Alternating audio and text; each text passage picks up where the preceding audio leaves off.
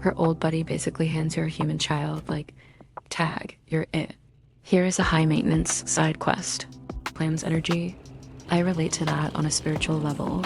If I'm looking for a specific snack in my room, time is a social construct that I simply do not acknowledge. She's awake like she's been running on 2 hours of sleep for 300 years. Honestly, same. Do you like super hot anime elves? Do you like those anime elves to have massive boobas? Too bad. We don't have any of that here. You clicked on this looking for fan service, but all you're getting is a feral gremlin in a room with the blackout curtains pulled, trying their absolute hardest not to spoil a masterpiece for you. We aren't good at much in this house besides character development and ignoring our social lives, so buckle up. Yo, it's folded legs here. And yes, before you ask in the comments, that is gameplay in the background. Does it have anything to do with this review? Absolutely not. It's just there for your visual pleasure, so you have something to look at while I lose my mind over high-stakes fantasy. Think of it as sensory gold for your short attention span. Here's the TLDR. This show is a story-driven emotional journey, which is basically code for it's really hard to make jokes about this without ruining the plot. We've tried our best to keep the spoilers in the trash where they belong, but this show is denser than a brick. If a single plot point managed to creep in like an uninvited guest, I apologize in advance. Now, let's stop stalling and get into the video. Section 1. The world's longest post-game lobby. Imagine finishing a decade-long group project that literally saved the world, and while everyone else is having a life-changing emotional epiphany, you're just standing there like your controller disconnected. That is Frieren. She is the CEO of It's Not That Deep. She treats a legendary, once-in-a-lifetime meteor shower like a mid-tier screensaver she forgot to turn off. She's mentally like, yeah, that was fine, completely missing the weight of the moment in a way that makes me feel seen. Time starts moving at Mach 10 for everyone except her, and she treats a 50-year gap like a standard 24-hour room rot session where the only thing that changed is the amount of dust on the motherboard. She checks back in with her old squad, and they've all hit the ancient hardware update while she still looks like she just woke up from a nap. Her old buddy basically hands her a human child, like, tag, you're it. Here is a high-maintenance side quest. Good luck.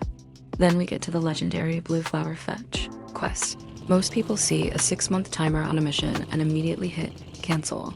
But Frieren treats half a year of wandering the woods like she's just looking for the remote under the couch cushions.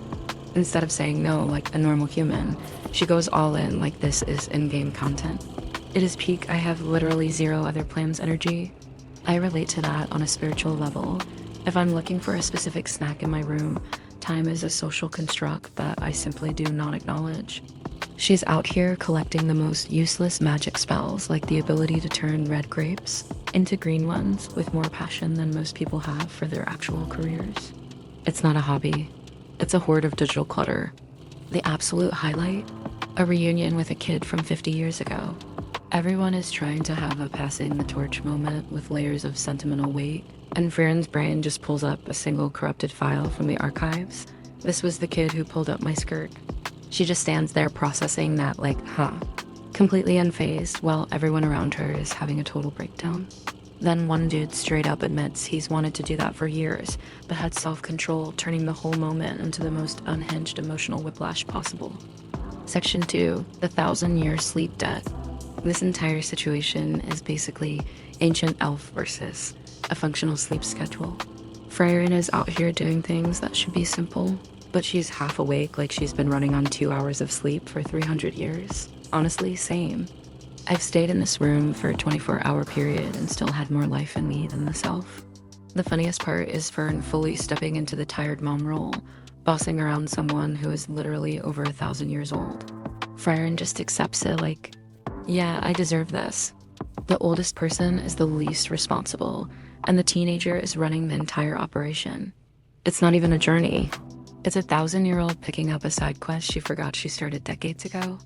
Then we get the most fraudulent glow-up in history. A dragon slayer gets a basic "you got this" pep talk, and suddenly he's moving like a legend. It's like confidence was the missing DLC he finally downloaded. Frieren just watches the whole thing like she accidentally enabled cheats and is waiting for the ban. Once the dragon is handled, she immediately goes full gremlin mode over the loot. Zero dignity. Just a locked-in loot goblin mine. And the prize? A spell that Fern immediately uses to become an absolute menace. She starts rating people with zero hesitation, hitting Frieren with a blunt small, then looking at the guy and going even worse, completely unprovoked. No one is allowed to be cool for more than 5 seconds before getting roasted into the dirt. To cap it all off, everyone spends the whole time stressing over village traditions and rules like it's a high-stakes legal drama, only for it to end with the most anticlimactic reveal ever. Oh, yeah, those rules don't actually apply to you. They could have left the whole time. The entire struggle was just one big, unnecessary side quest because nobody bothered to read the fine print. Section 3. The I miss the cutscene energy. This one opens with Fern acting like Frieren just achieved world peace because she woke up early. She's praising her sleepy ass like, you did it, you exist before noon. And Frieren just quietly accepts the reward like that's normal behavior. It is peak low bar energy.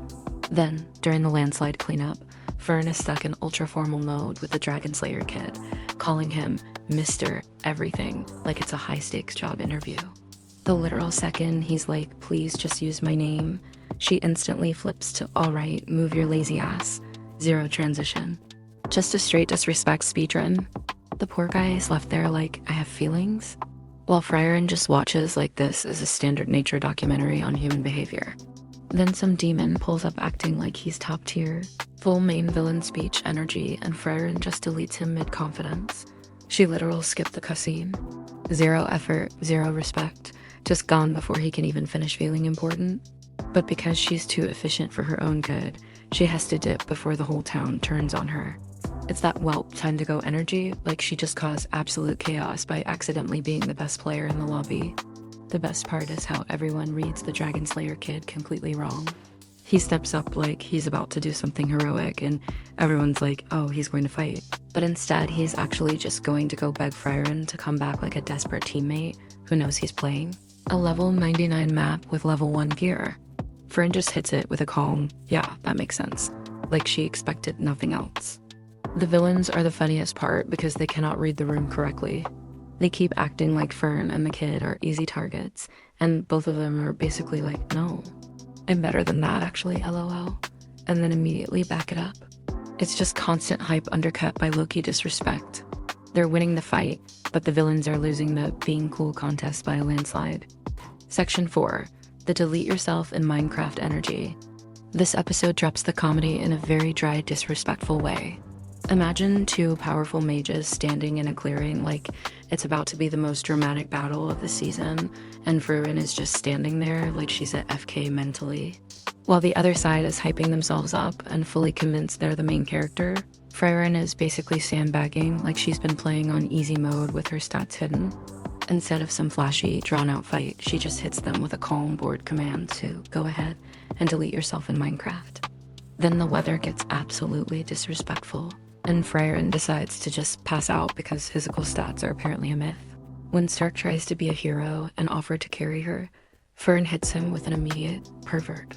Speedrun before he can even finish being helpful. They stumble across some beast lord thing that an entire village couldn't handle, and they just clear it like a minor glitch in the Matrix before moving on to the real disaster, the mystery gift. Frieren reveals she got a potion that dissolves clothing, and she is super happy and detached. Acting like this pervert magic is a perfectly normal present for Stark, Fern basically calls it disgusting trash and dumps the entire bottle on Frieren's head. Instead of reacting like a normal human being, Frieren just stands there like a wet cat and goes, that was expensive. The chaos peaks when Fern is basically stalking Stark and catches him looking at clouds, saying things like, that cloud looks like a woman with huge boobas, no typos, just straight vibes. We wrap the whole mess up with Frieren casually mentioning, I was able to salvage some of that potion, and Fern just shutting it down with, don't you dare, I will pour that on you. Outro, folded legs, rolling out. Alright, this is the part where I'm supposed to get all emotionally mature, but we all know I have the sentimental range of a brick, so let's not get our hopes up. We just survived the chaos of these first 12 episodes. Now, the big question, am I actually going to keep reviewing this? Honestly, I'm undecided. It's not that the show is mid, it's actually incredible, but it's so story-heavy that trying to bake my brand of unhinged comedy into it is like trying to install a high-end GPU with a butter knife. It's messy, and I'd much rather keep you guys laughing than accidentally spoil a masterpiece like a total amateur. If you really want to see me continue this struggle, hit the like button or yell at me in the comments. You guys know my vibe, I live for the dark side of things. Give me Attack on Titan or Tokyo Ghoul any day. My Hero Academia was fine, but it was a bit too sunshine and rainbows for my edgy soul.